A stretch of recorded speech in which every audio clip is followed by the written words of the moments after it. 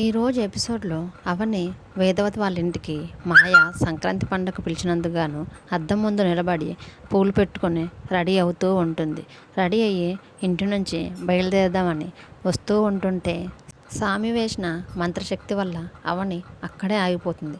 మళ్ళీ అక్కడి నుంచి తిరిగి తన ఇంటి లోపలికి నడుచుకుంటూ వెళ్ళి బెడ్రూమ్లో పడుకుంటుంది.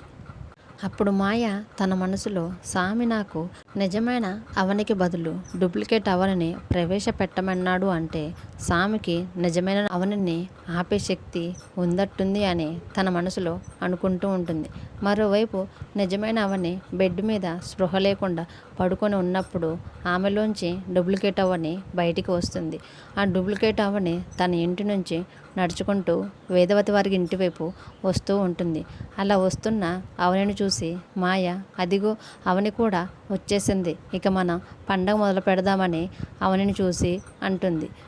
ఇంట్లోకి వచ్చిన అవనిని చూసి మాయ నువ్వు నిజంగానే పండగకి రావేమో అనుకున్నాను అవని, కానీ వచ్చినందుకు చాలా థ్యాంక్స్ అవని అని మాయ అవనితో అంటుంది. అప్పుడు అవని ఇక్కడున్న వాళ్ళంతా నా వాళ్ళే కదా, పైగా మీరు కూడా నన్ను రమ్మని పిలిచారు, మీరు పిలిచాక నేను రాకుండా ఎలా ఉంటాను మేడం అని డూప్లికేట్ అవని మాయతో అంటూ ఉంటుంది. అప్పుడు నిహారిక నువ్వు బాగానే వచ్చావు, నేనైతే ఏదో ఒక కారణం చెప్పి రాకుండా ఉండిపోతావేమో అని అనుకున్నావని అని అంటూ ఉంటుంది. అప్పుడు పెద్దిరాజు భార్య కూడా అవును నిహారిక, నేను కూడా అలాగే అనుకున్నానమ్మా అని అంటూ ఉంటుంటే శ్రీకర్ వాళ్ళ నాన్న కూడా అవని వచ్చేసింది కదా, ఇక పదండి అంటారు. అప్పుడు వేదవతి, నిహారిక, మాయ అందరూ కలిసి ముగ్గులు తమ చేత్తో పట్టుకుని ఇంటి ముందుకు వచ్చేసరికి కృష్ణ ఇప్పుడు మనం ముగ్గులు పోటీ పెడుతున్నామా అని మాయని అడిగేసరికి అప్పుడు మాయ సారీ ఆంటీ, ఈసారి నేను కొద్దిగా బిజీగా ఉండటం వలన ఈ సంవత్సరం ముగ్గుల పోటీలు పెట్టలేకపోతున్నాను, ఏమీ అనుకోకండి అని వేదవతితో అంటూ ఉంటుంది. అప్పుడు వేదవతి ఏం పర్వాలేదులేమ్మా అని చెప్పి అందరూ కలిసి సంతోషంగా ముగ్గులు వేస్తూ ఉంటారు. మాయ ఇంకా వేదవతి ఇద్దరు కలిసి ఒక ముగ్గును, నిహారిక ఇంకా పెద్దిరాజు భార్య ఇద్దరు కలిసి ఒక ముగ్గును, అర్చన ఇంకా అవని ఇద్దరు కలిసి ఒక ముగ్గును వేస్తూ ఉంటారు. మిగిలిన వాళ్ళందరూ సంతోషంగా వారి వైపు ముగ్గు ఎలా వేస్తున్నారో అని నిలబడి చూస్తూ ఉంటారు. అప్పుడు అర్చన అవని ముగ్గు వేస్తుంటే మేడం మీతో కొంచెం మాట్లాడాలి, పక్కకు రండి అని అవనిని పిలుచుకొని వస్తూ ఉంటుంది. అప్పుడు అవని సరే అమ్మ వెళ్దాం పదా అని ఇద్దరు కలిసి పక్కకు వస్తారు. వాళ్ళిద్దరూ పక్కకు రావటం గమనించిన మాయ వాళ్ళ వెనకాలే ఫాలో అవుతూ వస్తూ ఉంటుంది. మరోవైపు శ్రీకర్ వాళ్ళ అమ్మ ఇంకా మాయ ఇద్దరు కలిసి ముగ్గు వేస్తుంటే అవని వైపు చూస్తూ అవని ఇంతకుముందు నీకు అత్తింటి నుంచి ఎంత ప్రేమ ఉండేది, నీ అత్తయ్య నువ్వంటే ఎంత ఇష్టపడేది, ఎంత ప్రేమగా చూసుకునేది, కానీ ఈ రోజున నువ్వు నీ అత్తింటి ప్రేమని పొందలేకపోతున్నావు, నాకు నువ్వు ఉన్న స్థానంలో మాయని అసలు నేను ఊహించుకోలేకపోతున్నాను, ఈరోజు ఈ పండగ సమయంలో నువ్వు నీ అత్తవారింటికి దూరంగా ఉన్నావు, నిన్ను ఎంతో ప్రేమగా చూసుకునే నీ అత్తయ్యకి నువ్వు దూరంగా అవుతున్నావు అని బాధపడుతూ ఉంటాడు. నువ్వు దూరం అవటం వల్లనే కదా నీ స్థానంలోకి మాయను తీసుకురావాలని అమ్మ చూస్తుందని తన మనసులో అనుకొని బాధపడుతూ ఉంటాడు. మరోవైపు మాయ అవని అర్చన ఇద్దరు కలిసి పక్కకెందుకు వెళ్ళారని వాళ్ళ వెనకాల ఫాలో అయ్యి వాళ్ళ దగ్గరికి కొద్దిగా దూరంగా నిలబడి వాళ్ళు మాట్లాడేది వింటూ ఉంటుంది. అప్పుడు అర్చన ఏంటి మేడం అసలు మీరు చేసేది, మీకు ఇష్టం లేని వాళ్ళు పిలిచినా ఇష్టం లేని పనులు చేసినా అసలు మీకు కోపం వస్తుంటుంది కదా, మరి ఈరోజు ఈ ఇంటికి ఎందుకు వచ్చారు, ఈ పండగ సంబరాలలో మీరెందుకు భాగం పంచుకుంటున్నారని అవనని అడుగుతూ ఉంటుంది. అప్పుడు అవని ఇదంతా నా కుటుంబమే కదా అమ్మా, ఇలా పండగలకు చిన్న చిన్న కార్యక్రమాలకు ఈ ఇంటికి వస్తూ ఉంటుంటేనే కదా నా అత్తింటికి నాకు సంబంధం ఉంటుంది అని అవనితో అంటూ ఉంటుంది. అయినా సరే మాయ పిలిచేసరికి మీరెందుకు ఇక్కడ వచ్చారు, మీరు ఇక్కడికి వచ్చి ఇలా ఉండటం నాకు అస్సలు నచ్చటం లేదు అమ్మ అని అర్చన అవనితో అంటూ ఉంటుంది.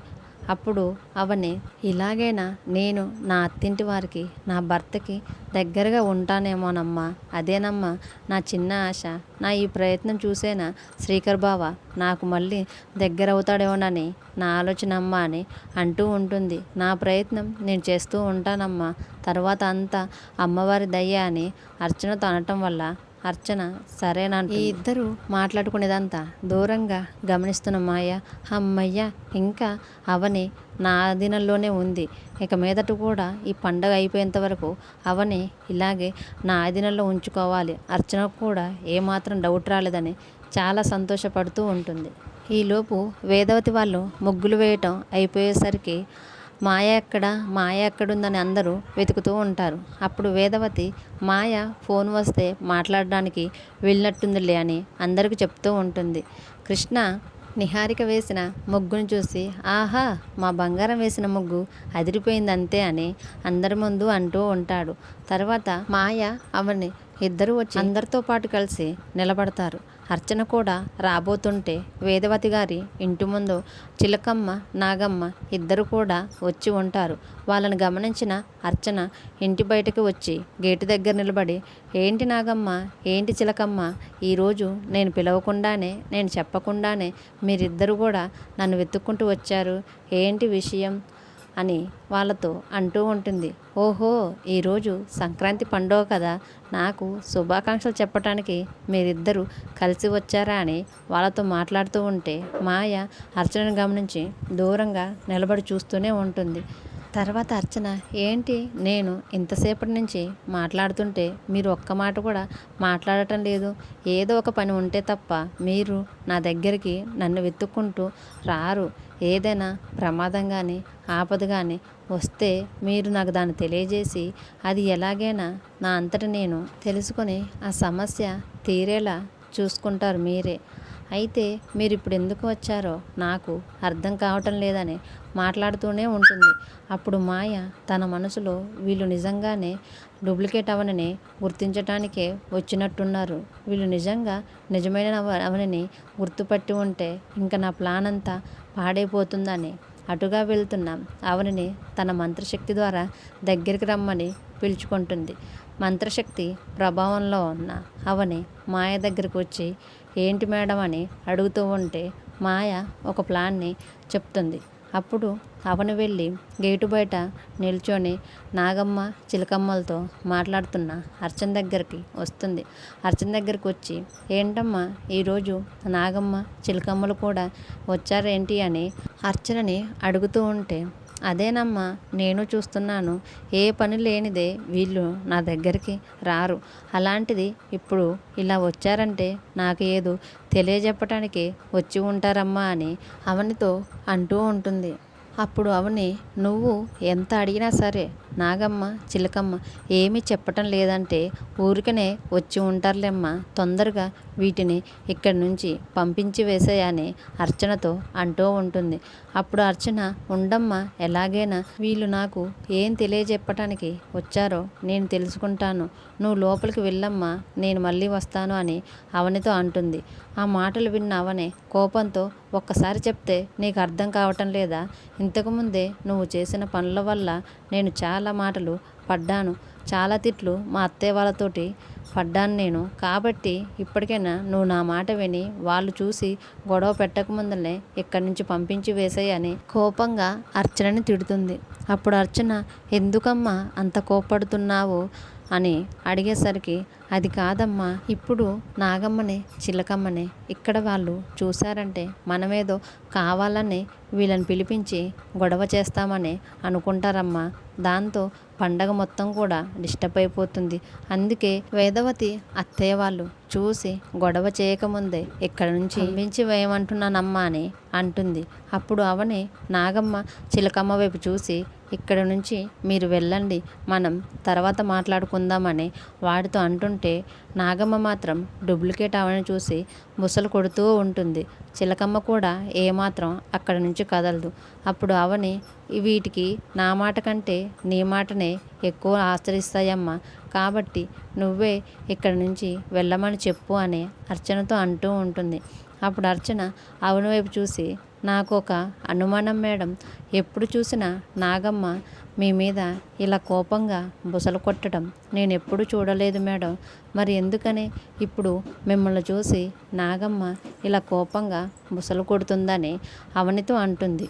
అప్పుడు అవని ఏం లేదమ్మా అని కొద్దిసేపు తడబడి ఇప్పుడు ఇక్కడ నుంచి వీళ్ళని పొమ్మని చెప్పమని అంటున్నాను కదా, అందుకే వాళ్ళకు కూడా కోపం వచ్చి నా మీద బుస కొడుతుందేమో అమ్మ అని అంటుంది. సరేనమ్మా అని నాగమ్మ చిలకమ్మలు నేను మీతో తర్వాత మాట్లాడతాను, ఇప్పుడైతే మీరు వెళ్ళండి అని అర్చన చెప్పటంతో అవి తిరిగి వెళ్ళిపోతాయి. అప్పుడు దూరం నుంచి చూస్తున్న మాయ అమ్మయ్య అనుకున్నది అనుకున్నట్టుగానే జరిగింది, అవి ఎటుగుడి వెళ్ళిపోతున్నాయని చాలా సంతోషపడుతుంది. అప్పుడు అవనే నువ్వు ఇంటి లోపలికి వెళ్ళు, నేను మళ్ళీ వస్తాను అని అనేసరికి అర్చన ఇంటి లోపలికి వెళ్తుంది. అర్చన వెళ్ళిపోయిన తర్వాత మాయ అవని దగ్గరికి వచ్చి నిలబడి పద లోపలికి వెళ్ళి పండగ పనులు చేద్దామని అవని మాయతో అని చెప్పి ఇద్దరు కలిసి ఇంటి లోపలికి వస్తూ ఉంటారు. అప్పుడే అక్కడి నుంచి బయలుదేరిన నాగమ్మ చిలకమ్మ నిజమైన అవని వాళ్ళ ఇంటి లోపలికి వెళ్ళి సామి శక్తి వలన బందీ అయిన నిజమైన అవన్ని లేపటానికి బుసలు కొడుతూ చిలకమ్మ అరుస్తూ ఉన్నా కానీ నిజమైన అవని లేవదు. సరే అని చేసేదేం లేక నాగమ్మ చిలకమ్మ ఇద్దరు బయటికి వచ్చేసరికి వాళ్ళిద్దరికీ ఆంజనేయ స్వామి ఉన్న జెండా అవని వాళ్ళ ఇంటి ముందల కనపడుతుంది. అవి రెండూ కలిసి ఎలాగైనా ఈ జెండా ఎగిరి వెళ్ళి డూప్లికేట్ అవని మీద పడేలా చెయ్యాలని వాటివైపు చూస్తూ ఉంటే పెద్ద గాలి రావటంతో ఆంజనేయ స్వామి జెండా డూప్లికేట్ అవని ఉన్న చోటు వైపుకు వస్తూ ఉంటుంటే అవని ఇంకా మాయ ఇద్దరు కలిసి ఇంటి లోపలికి వెళ్తూ ఉంటారు. అప్పుడే మాయ గాలికి ఎగిరి వస్తున్న ఆంజనేయ స్వామి జెండాని చూసి ఇది అవని మీద పడేలా ఉంది అని చూస్తూ ఉంటుంది. ఈలోపు శ్రీకర్ పక్కనే నిలబడి ఫోన్ మాట్లాడుతూ ఉంటారు. ఆ జెండా ఎలాగైనా సరే ఈ డూప్లికేట్ అవని మీద పడకుండా ఉండాలని మాయ ఒక్కసారిగా డూప్లికేట్ అవనిని కొద్దిగా ముందుకు నెడుతుంది. అలా ముందుకు నెట్టడం వల్ల డూప్లికేట్ అవని వెళ్ళి శ్రీకర్ మీద పడుతుంది. శ్రీకర్ మీద పడేసరికి ఆ జెండా వెళ్ళి పక్కన చెట్ల మీద పడిపోయి ఉంటుంది. అప్పుడు ఆ జెండాను చూసిన మాయ ఈరోజు పెద్ద ప్రమాదమే తప్పింది, అన్నీ నాకు అనుకూలంగానే కలిసి వస్తున్నాయని మనసులో సంతోషపడుతూ అవని వైపు చూసేసరికి అవని శ్రీకర్ ఒకరినొకరు పడిపోయి ప్రేమగా చూసుకుంటూ ఉంటారు. వాళ్ళని చూసిన మాయ వెంటనే అవని దగ్గరకు వచ్చి అవని లే, శ్రీకర్ లే అని ఇద్దరిని కలిసి లేపుతుంది. ఇంతటితో ఈ ఎపిసోడ్ అయిపోతుంది. అప్కమింగ్ ఎపిసోడ్లో ఏం జరుగుద్దో తెలుసుకోవాలనుకుంటే మన ఛానల్ని లైక్ చేసి సబ్స్క్రైబ్ చేయండి.